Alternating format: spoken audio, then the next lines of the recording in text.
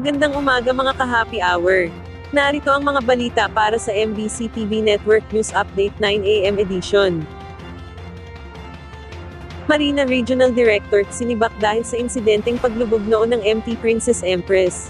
Sinibak na sa pwesto ang Regional Director ng Maritime Industry Authority o Marina dahil sa grave misconduct at gross negligence of duty na may kaugnayan sa paglubog ng MTKR Princess Empress. Ang nasabing insidente noong Pebrero ng nakaraang taon ay nagdulot ng malawakang oil spill na nakasira sa marine ecosystem ng Oriental Mindoro. Ayon kay Transportation Secretary Jaime Bautista na kanyang inatasan si Marina Administrator Sonia Malaluan na agad na ipatupad ang dismissal ni Region 5 Director Jaime Bea.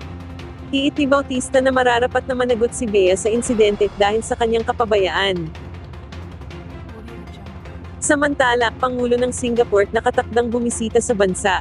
Darating sa bansa ngayong araw, si Singapore President Tharman Shanmugaratnam.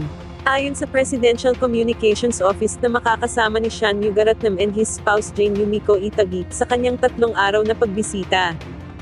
Magkakaroon ito ng courtesy call kay Pangulong Ferdinand Marcos Jr. at First Lady Liza Araneta Marcos sa Palasyo ng Malacanang. Magkakaroon pa ng bilateral meeting sina Marcos at Pangulo ng Singapore kung saan layo nito ay ang pagpapaigting ng dalawang bansa ang kooperasyon sa ekonomiya at depensa.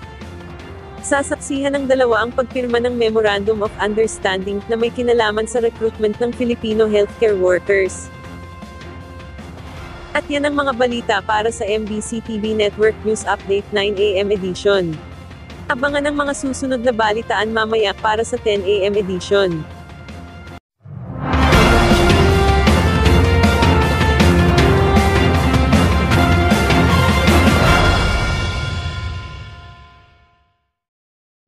Mga ka-happy hour, kung gusto mong manood ang mga balita sa MBC TV Network News Update, mag-subscribe sa aming YouTube channel, i-like ang aming Facebook page, at i-follow sa aming TikTok account.